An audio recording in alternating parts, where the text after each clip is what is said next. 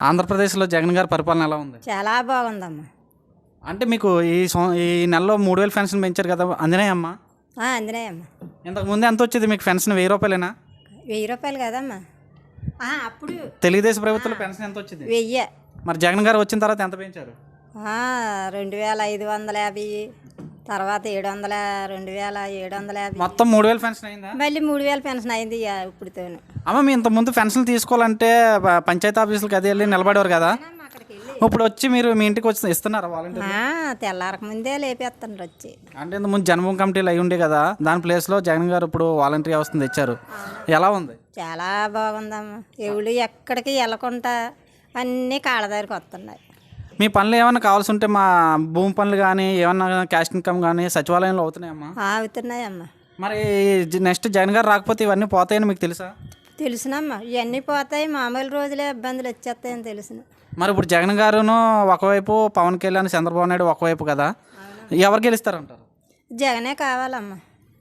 అంటే ఇప్పుడు ముసలోళ్ళందరికీ పెన్షన్లు పెంచారు, అలాగే రైతులకి ఆర్థికంగా ఆదుకోవడానికి రైతు భరోసా ఒకటి వేస్తున్నారు. అవన్నీ పథకాలు ఎలా ఉన్నాయి? అన్నీ బాగున్నాయి, అన్నీ వస్తున్నాయి. ఇంతకుముందు మరి టీడీపీ ప్రభుత్వంలో సంక్షేమ పథకాలు చూసారు, ఇప్పుడు జగన్మోహన్ రెడ్డి గారు సంక్షేమ పథకాలు చూస్తున్నారు. ఏవి బాగున్నాయి రెండట్లో? ఏ బాగున్నాయమ్మా. జగన్ గారు వచ్చినాయే బాగున్నాయి. మరి మళ్ళీ చంద్రబాబు నాయుడు గారు ఏదో హామీలు ఇస్తున్నారు, నమ్ముతారా? ఆడు అప్పుడే మాకు 30,000కి ఇది బాండ్లు ఇచ్చి డబ్బులు ఇవ్వలేదు. బాండ్లు ఇచ్చినాడు, సంతకాలు చేయించేసుకున్నాడు. బ్యాంకుకి వెళ్తే మాఫీలు లేవు, ఏమీ లేవు. అంటే అంత మోసం జరిగింది. మోసమేనమ్మా. 55,000కి రుణమాఫీ అన్నారు, అది లేదు. డ్వాక్రా రుణమాఫీ అన్నారు, అది లేదు. ఏయో చాలా చెప్పినాడు, ఒక్కడు చేయలేదు బాబు. మరి జగన్ గారి పరిపాలనలో డ్వాక్రా రుణమాఫీలు అయ్యాయి మీకు? అయిపోయినాయమ్మా మాకు అన్నాయి. ఇంకొకసారి అవ్వాలి కానీ అయిపోయినట్టే. ఆల్ అవుట్ డీల్ అయి పడుతున్నాయమ్మా? పడుతున్నాయమ్మా. మొత్తానికి జగన్ గారి పరిపాలన ఎలా ఉంది? చాలా బాగుంది అయ్యా. ఇంకేం చెప్పాలి, ఎన్నిసార్లు అన్నానా. నా కొడుకు, నా పెద్ద కొడుకు బాగుందమ్మా, చాలా బాగుంది. సరేనమ్మా.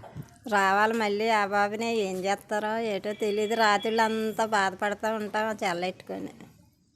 జగనే కావాలని. ఓకే అమ్మా, ఓకే.